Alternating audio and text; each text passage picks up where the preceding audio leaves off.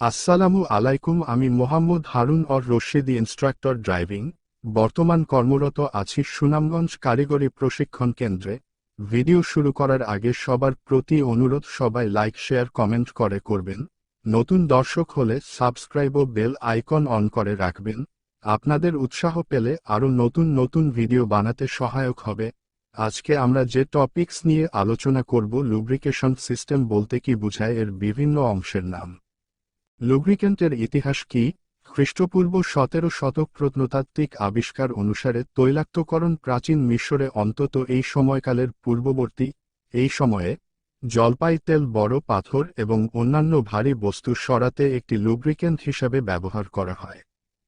Lubrication system কত প্রকার ও কি কি? টাইপ 3 লুব্রিকেশন পদ্ধতি কি?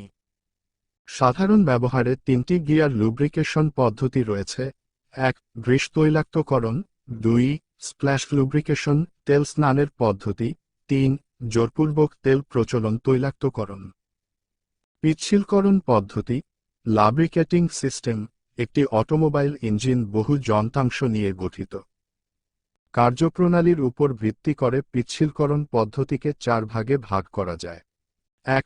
সম্পূর্ণ চাপযুক্ত পদ্ধতি, ফুয়েল প্রেশার সিস্টেম। 2. ছিটানো পদ্ধতি, স্প্ল্যাশ সিস্টেম। 3. সম্পূর্ণ চাপযুক্ত ও ছিটানো পদ্ধতি, মডিফাই স্প্ল্যাশ এবং ফুয়েল প্রেশার সিস্টেম। লুব্রিকেশন সিস্টেমের বিভিন্ন অংশের নাম। 1. Oil pan. 2. Strainer. 3. Lube oil pump. 4. Lube oil filter. 5. Lube oil line. 6. Lube oil pressure gauge. 7. Dipstick. 8. Lube oil উপকরণ। ইঞ্জিন লুব্রিকেশন সিস্টেমের বর্ণনা। লুব্রিকেশন সিস্টেম ইঞ্জিনের চলমান যন্ত্রাংশে লুব্রিকেটিং অয়েল সরবরাহ করে, যন্ত্রাংশসমূহকে পিছিছল করে সহজ সরলভাবে চলতে সহায়তা করে। এছাড়াও লুব্রিকেশন সিস্টেম নিম্নে উল্লিখিত কাজগুলো সম্পূর্ণ করে থাকে। 1. যন্ত্রাংশসমূহকে মরিচা পড়ার হাত থেকে রক্ষা করে। 2. যন্ত্রাংশের ঘর্ষণজনিত ক্ষয় রোধ করে। 3.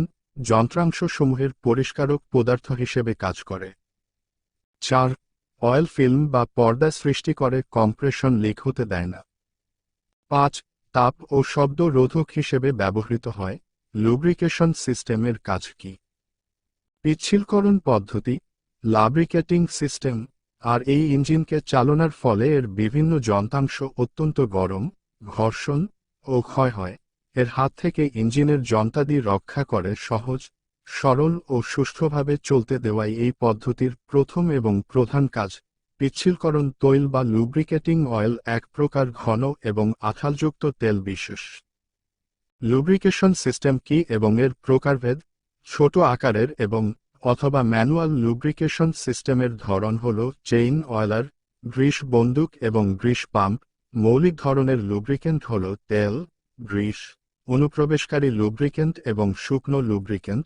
গিয়ার এবং কম্প্রেসারের মতো ডিভাইস এবং সরঞ্জামগুলির জন্য বিশেষ ধরনের লুব্রিকেন্ট তৈরি করা হয়। আরও ফলাফল। 4 স্ট্রোক ইঞ্জিনে কোন ধরনের লুব্রিকেশন সিস্টেম ব্যবহার করা হয়? 4 স্ট্রোক ইঞ্জিনগুলি তেলের সাম্পে রাখা তেল দ্বারা লুব্রিকেট করা হয়। তেল ইঞ্জিনের মাধ্যমে স্প্ল্যাশ তৈলাক্তকরণ বা চাপযুক্ত তৈলাক্তকরণ পাম্প সিস্টেমের মাধ্যমে বিতরণ করা হয়। এই সিস্টেমগুলি একা বা একসাথে ব্যবহার করা যেতে পারে।